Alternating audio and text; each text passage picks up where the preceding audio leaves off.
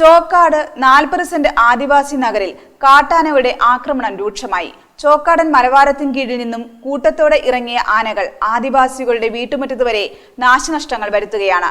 കഴിഞ്ഞ ദിവസം തലനാരിഴയ്ക്കാണ് വീടിനുള്ളിൽ ആദിവാസി വൃദ്ധൻ വെള്ളൻ രക്ഷപ്പെട്ടത്.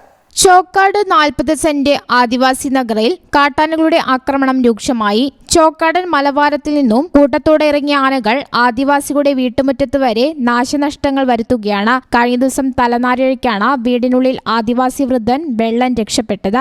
ഇദ്ദേഹത്തിന്റെ വീടിന്റെ ഓട് ആന ഇളക്കി താഴെയിട്ടു. യാതൊരു വടവില്ലാത്ത രീതിയായി വാതിലൊക്കെ തുറക്കാത്ത രീതിയിൽ അങ്ങനെ ശല്യപ്പെട്ട് ഇങ്ങനെ തുറന്നു നോക്കുമ്പോൾ ഇവിടെ മുറിച്ചൊരു ചക്ക ഉണ്ടേനെ, ആ ചക്കയിടയ്ക്ക് എടുത്ത് തിന്നാണ്. പിന്നെ തുറക്കാനൊരു വിടവ് കിട്ടിയില്ല. ഇങ്ങനെ ആകുമ്പോൾ ഞങ്ങൾക്കൊരു ശല്യമായിട്ട് തീരാണിത്. കുട്ടികളെ മക്കളൊക്കെ യാത്രയൊക്കെ പുറത്തൊക്കെ ഇറങ്ങുമ്പോൾ മൂത്രം ഒഴിക്കുമ്പോഴേ ഭയങ്കര ആനശല്യമാകുമ്പോൾ ഭയങ്കര തന്നെ ബുദ്ധിമുട്ടുകളൊക്കെ. വീടിന് ചുറ്റുമുള്ള വാഴകളും മറ്റും കാട്ടാനകൾ പാടെ നശിപ്പിച്ചിട്ടുണ്ട്.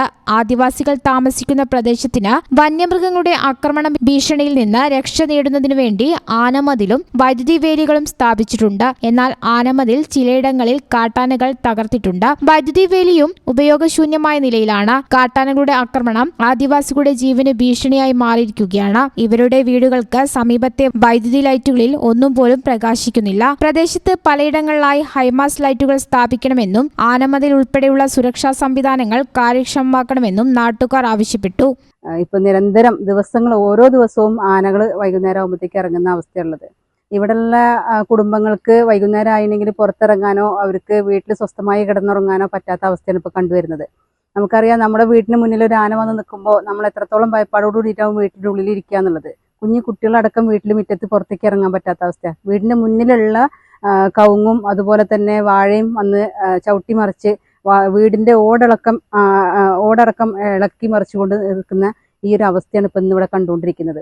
ഇവർ താമസിക്കുന്ന സ്ഥലത്തോട് ചേർന്ന് സ്ഥിതി ചെയ്യുന്ന വനത്തിൽ നിന്നാണ് കാട്ടാനകൾ എത്തുന്നത്. ജില്ലയിലെ തന്നെ ഏറ്റവും കൂടുതൽ ആദിവാസികൾ താമസിക്കുന്ന സ്ഥലമാണ് 40 സെന്റ്. ഇവിടെ കുട്ടികളും സ്ത്രീകളും ഉൾപ്പെടെ 200ഓളം കുടുംബങ്ങളാണ് താമസിക്കുന്നത്. ഇവരുടെ ജീവന് ഭീഷണിയായ വന്യമൃഗങ്ങളുടെ ആക്രമണം തടയാൻ നടപടി സ്വീകരിക്കണമെന്ന ആവശ്യം ശക്തമാണ്.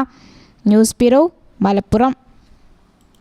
ഇനി ഓരോ മാംഗല്യവും മംഗളമാകട്ടെ.